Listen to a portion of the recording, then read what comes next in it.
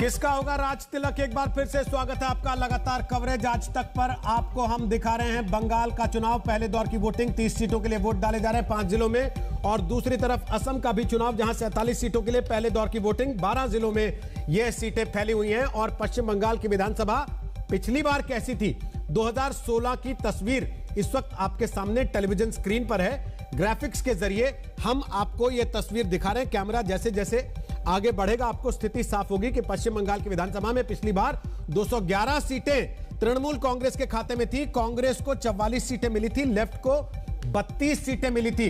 इस बार जो बीजेपी सीधे तौर पर चुनौती दे रही है तृणमूल कांग्रेस को और यह दावा कर रही है कि अब की बार 200 पार, वो बीजेपी पिछली बार इस विधानसभा में केवल और केवल 3 सीटों तक सीमित थी। आखिर ये जोश ये कहां से आ रहा है, इस पर बात करेंगे। लेकिन बता दें, बंगाल में 3 घंटे में 15% से कुछ ज्यादा मतदान हुआ है।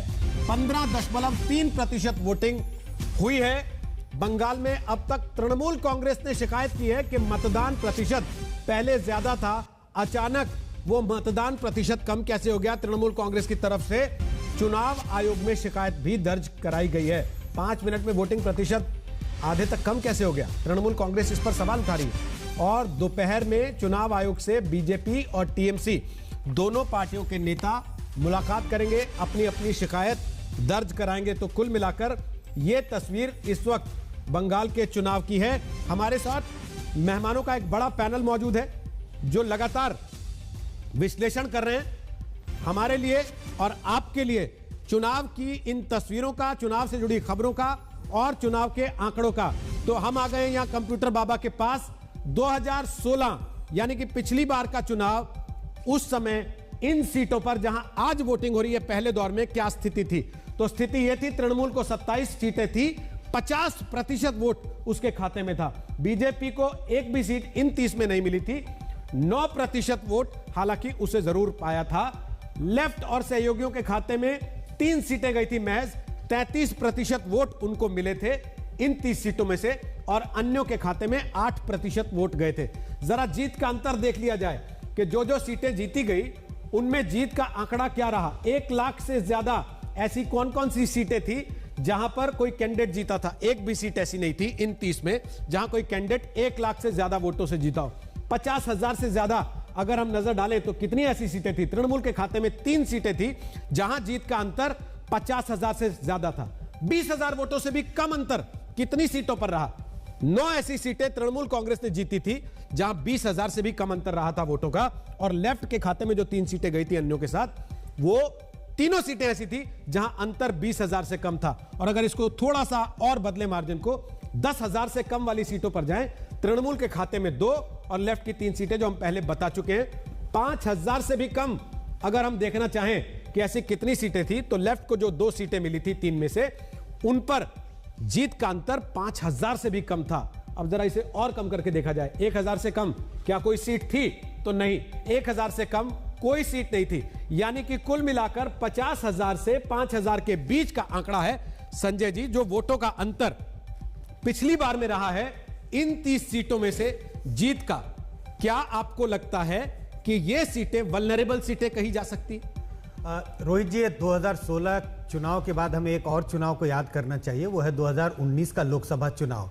हम बार बार ये कहते हैं कि लोकसभा और विधानसभा के चुनाव की तुलना नहीं की जानी चाहिए, लेकिन जिस तरह से बंगाल में माहौल बदला है, पॉलिटिकल माहौल बदला है, जिस तरह से बीजेपी का विस्तार हुआ है, उस कंटेक्स्ट में 2019 के लोकसभा चुनाव को देखना बहुत जरूरी है। और अगर आप 2019 के लोकसभा चुनाव को इन्हीं इलाकों में देखें जहां आज वोट पड़ रहे हैं, इन इलाकों में बीजेपी का वोट प्रतिशत उनके एवरेज वोट से कहीं ज्यादा है।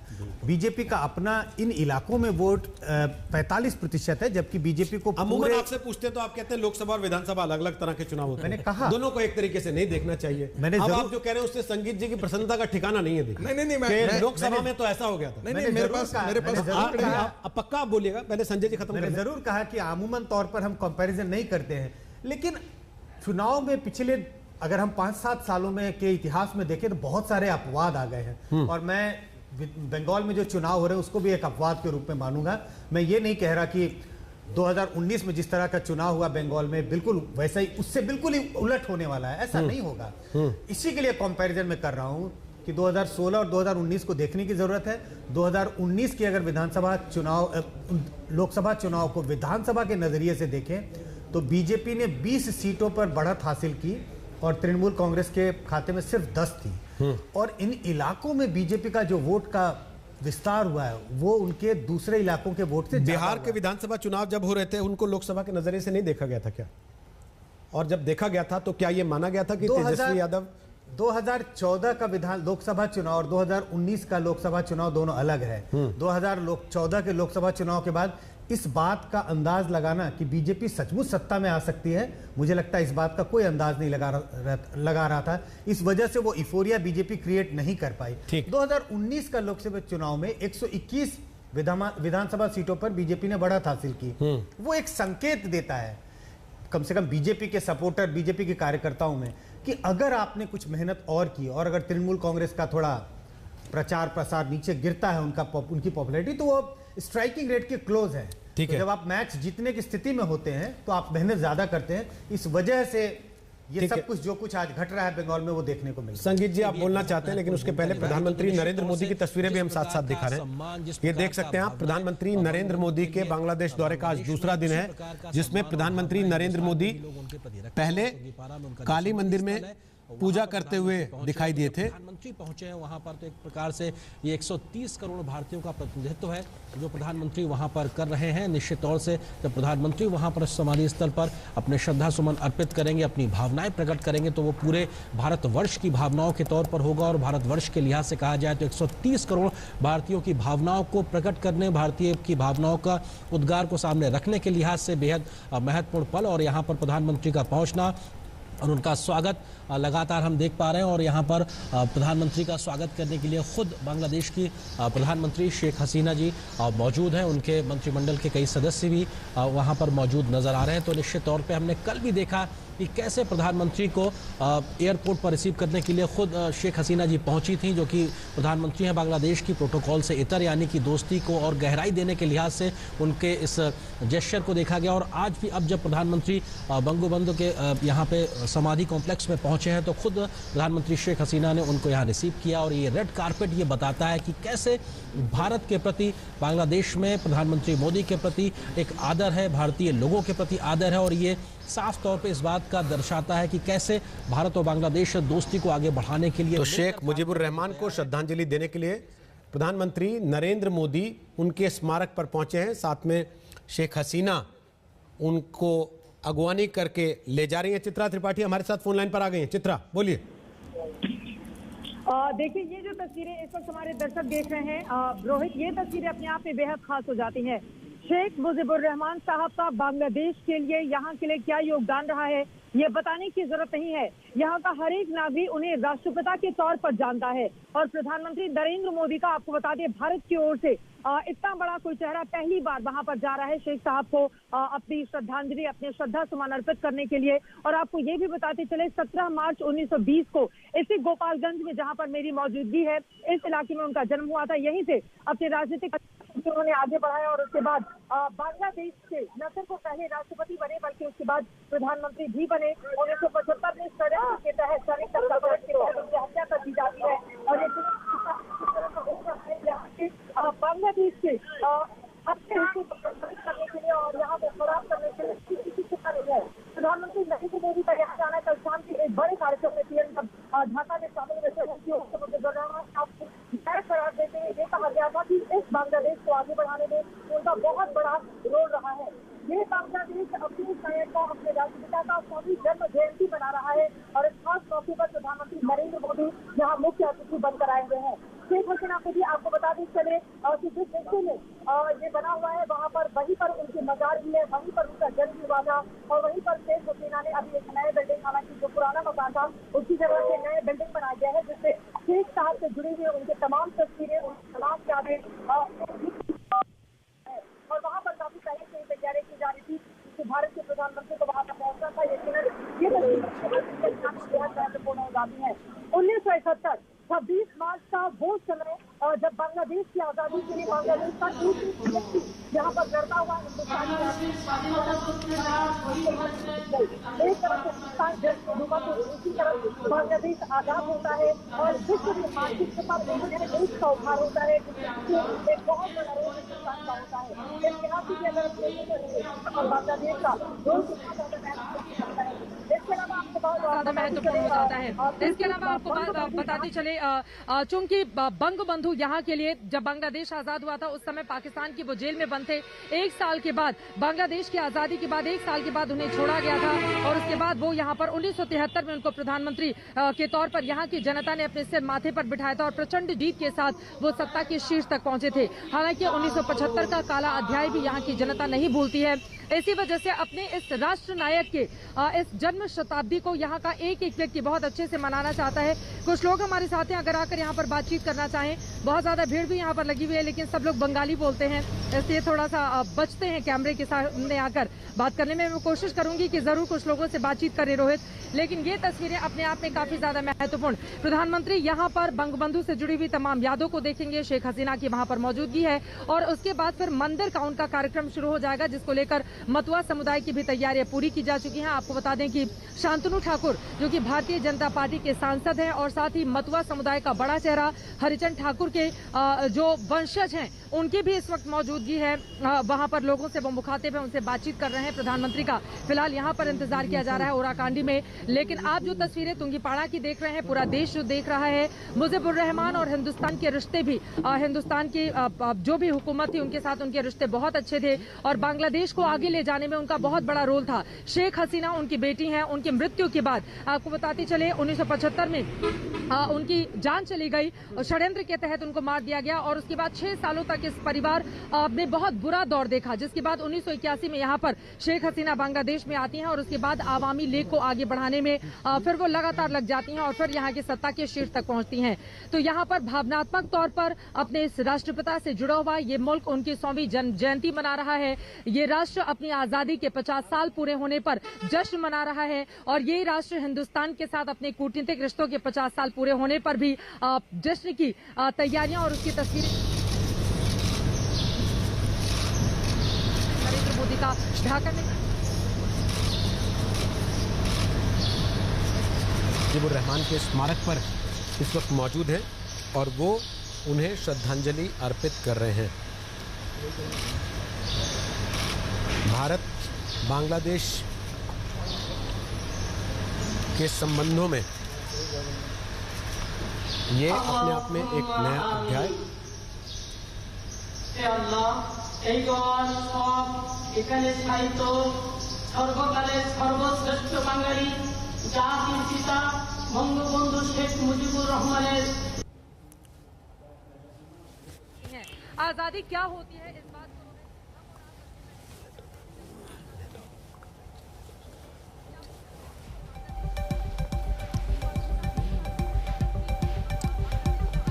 था, लेकिन उसके बाद लगातार चूंकि वैचारिक तौर पर, विचारधारा के तौर पर, सांस्कृतिक के तौर पर, रहन सहन के तौर पर, खान पान के तौर पर दोनों बिल्कुल अलग और अलहदा थे। यही कारण रही कि पश्चिमी पाकिस्तान की ओर से हमेशा पूर्वी पाकिस्तान को निशाना बनाया जाता रहा, यहाँ के लोगों को टारगेट किया जाता रहा, यहाँ पर जुल्म ढाए जाते रहे।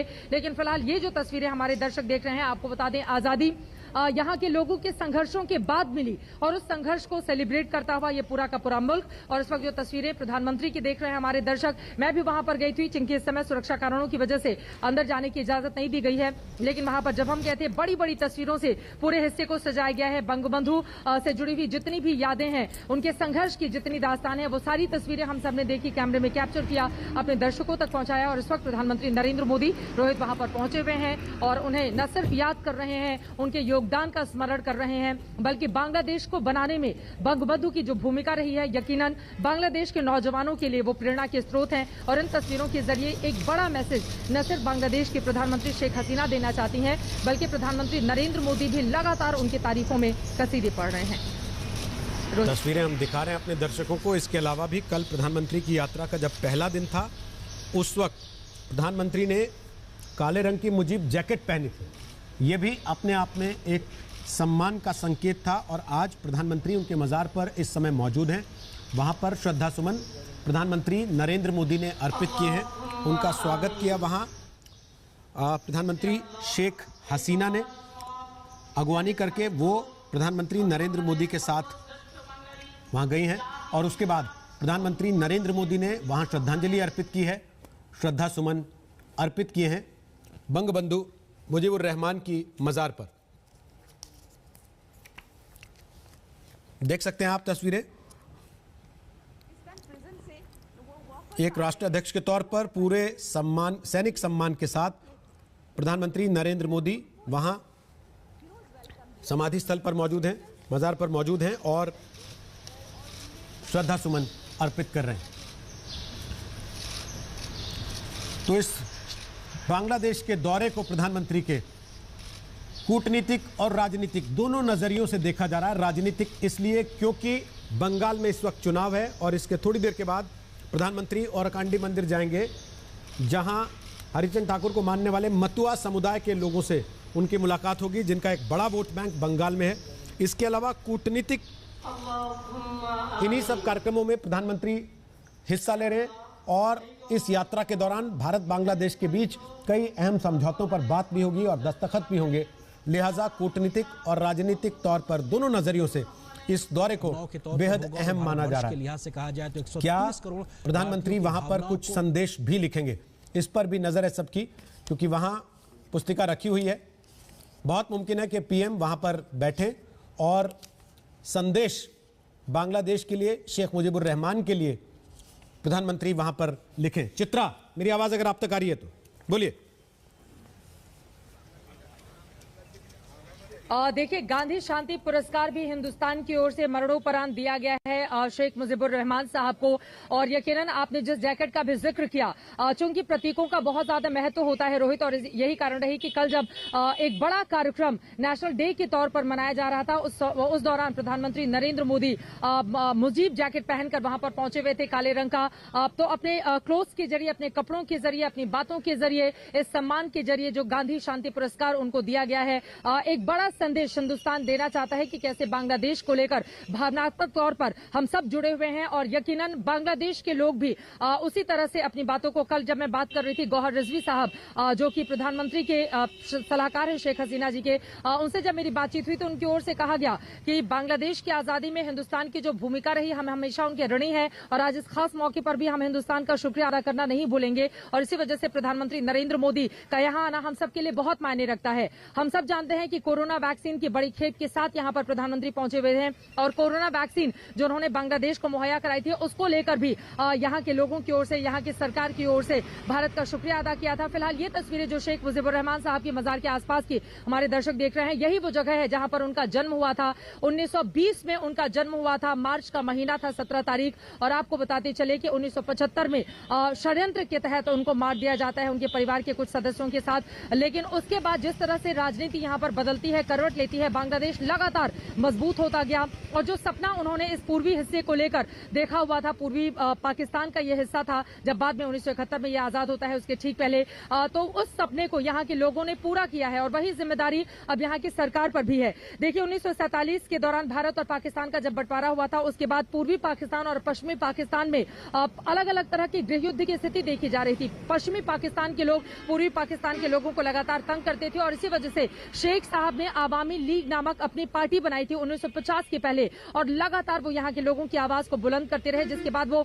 पॉपुलर होते हुए चले गए। लेकिन यही चीज पश्चिमी पाकिस्तान के हुक्मरानों को रास नहीं आती थी, इसीलिए बार बार वो शेख मुजीबुर रहमान साहब को निशाने पर लेते रहे थे। तो एक लंबा इतिहास रहा है उनके संघर्षों का, कई बार उनको जेल जाना पड़ा। बांग्लादेश की आजादी की लड़ाई के लिए उन्होंने बहुत ज्यादा संघर्ष किया और यकीनन जब आजादी मिली थी उस समय भी वो पाकिस्तान की जेल में थे, लेकिन आजादी के बाद रिहा करना पड़ा क्योंकि पाकिस्तान का क्या हश्र हिंदुस्तान की ओर से किया गया था ये पूरी दुनिया जानती है। और पाकिस्तान को दो टुकड़ों में काटकर एक नए देश का जन्म होता है बांग्लादेश, जो अब नई उम्मीदों के साथ, आपको बताते चले जीडीपी के मामले में बांग्लादेश ने एक नई लकीर खींची है। यहाँ पर विकास के पैमाने पर भी अगर हम बिल्कुल इंटीरियर अलग अलग हिस्सों में भी जाएंगे तो मैं देख पाती हूँ यहाँ पर सड़कें बहुत ज्यादा अच्छी हैं। यहाँ के लोग आगे बढ़ना चाहते हैं एक उम्मीदों के साथ और यकीनन पाकिस्तान से अलग होने के बाद तेजी से तरक्की करता हुआ ये मुल्क यहाँ पर दिखाई दे रहा है। लेकिन अभी औरकांडी मंदिर में भी पीएम को जाना है और वो कार्यक्रम भी अपने आप में बेहद अहम प्रधानमंत्री का, क्योंकि उसका सीधा सीधा ताल्लुक इस वक्त चुनाव से जोड़कर देखा जा रहा है। जो चुनाव अभी चल रहा है भारत में, पश्चिम बंगाल में पहले चरण की वोटिंग हो रही है, हिंसा से अछूती नहीं रही है, 8 चरण का मतदान होना है। पहले 3 घंटे के भीतर ही राजनीतिक पार्टियों में तलवारें खिंच गई हैं कि चुनाव आयोग अपना काम ठीक से क्यों नहीं कर रहा। ब्रेक के बाद वापस लौटेंगे, इस खबर पर विस्तार से बात होगी। आप बने रहिए आज तक के साथ, लगातार कवरेज जारी।